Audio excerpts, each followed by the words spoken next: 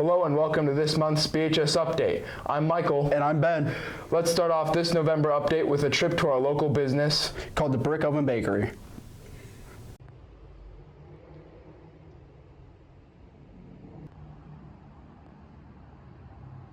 So my husband started baking things. He's always loved to bake and cook and feeds me very well. And he started making sourdough bread. And we decided we would maybe sell it at the farmers markets. And the more we started giving it to people and they were liking it, they were like, you should have a store or something. So he went to San Francisco. We're from North Dakota, but he went to San Francisco for 2 weeks and took some viennoiserie classes, which is the pastries and all of the bread, and learned how to do some extra stuff. And we knew there wasn't anything like this in Bismarck, so we figured, why not? Go for it. We do. We have pre-order pies. This year we're doing 4. We're doing a pumpkin pie, a bourbon pecan pie, a berry lattice pie, and then also an apple crumble pie. And then this year, my husband makes the most amazing whipped cream instead of like Cool Whip, right? Amazing whipped cream instead of like Cool Whip, right? So we're selling it in a 32 ounce. It's a vanilla chantilly whipped cream. So we got that too. And then we're also doing buns, and we're also doing stuffing for your Thanksgiving stuffing. We took all of our leftover bread, chopped it up into squares, and air dried it for stuffing. So I would say our most sold treat is probably the fresh fruit Danish, because it has fruit, it looks really pretty, it's pinwheeled, so it just looks really nice. Also our monkey bread is very popular. It has a homemade caramel. So we come in here at the bakery at about 6:30 to open at 7, so really only 30 minutes before. We do all of our prep on Main Street, and it's a bigger building, and then our morning bakers will come in and they'll drive all the pastries over here in big speed racks and a trailer, and they get it here by 6:30. That was delicioso.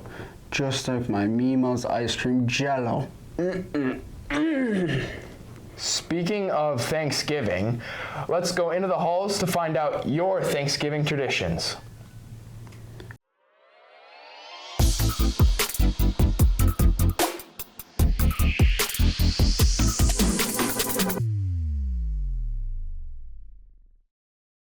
Welcome to this month's In the Halls. I'm Zach, and today we're wondering what your favorite Thanksgiving traditions are. So let's go. Come on, boy.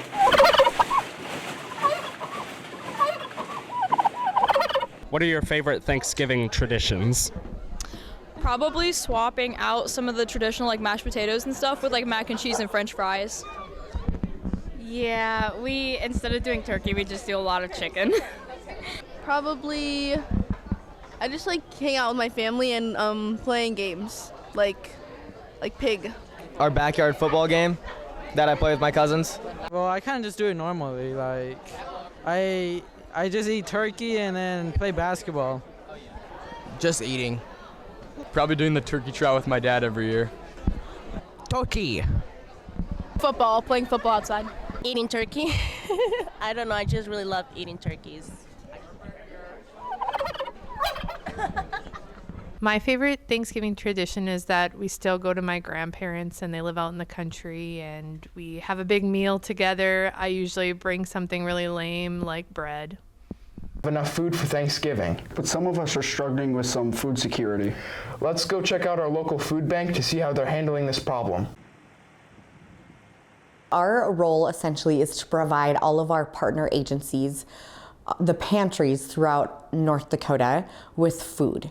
So really the food bank is the supplier to all the 196 partner agencies that we serve in the state of North Dakota, including Clay County, Minnesota. The food bank started 40 years ago as part of Lutheran Social Services, and really we began so that we could provide pantries and soup kitchens with a space to get food at a very discounted rate. So really the dollar goes so far with the food bank. Pantries are able to order food from us at a very minimal cost, and the dollar really goes farther so that they can feed the neighbors in their communities in a more significant way. When we heard that SNAP benefits were being paused, we entered a emergency fundraising mode. in order to raise an additional $500,000 to make up for the gap of lack of benefits that this federal government was no longer providing. We got a $915,000 grant so graciously from Governor Kelly Armstrong, which we were so grateful for. But in order to fill that gap, we wanted to raise an additional $500,000 so that we could make sure that our partner agencies were supplied with the foods that they were going to need to meet the increased demand during the month of November. We are open Monday through Friday from 8 a.m. to 5 p.m. We do close at noon on Fridays. Anyone that shows up to our door and is hungry, we feed them. We do not ask them their monthly income, where they live, what they're driving. If people are showing up and asking for help, we serve them. Thank you, Gabe and Zach, for that story. Let's head over to Gabe to see this month's Demon Sports.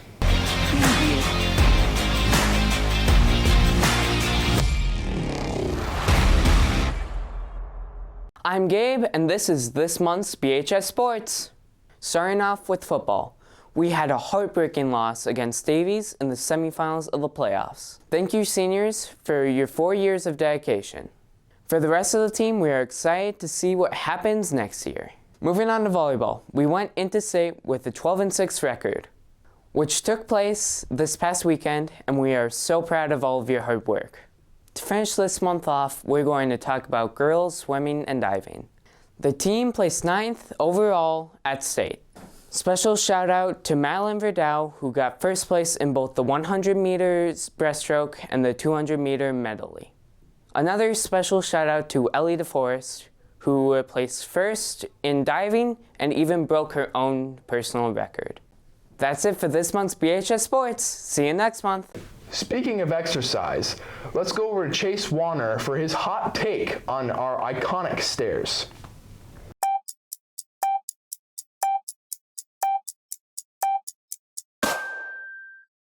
Escalator, escalator, escalator. I'm Chase Warner, and this is my hot take. So as you all know, the journey from the first floor or even the basement to the third floor is absolutely horrible. Walking up the stairs should be like a marathon. There should be free drinks as you go up. Everybody's breathing hot and heavy. It's like a school dance, but without the music.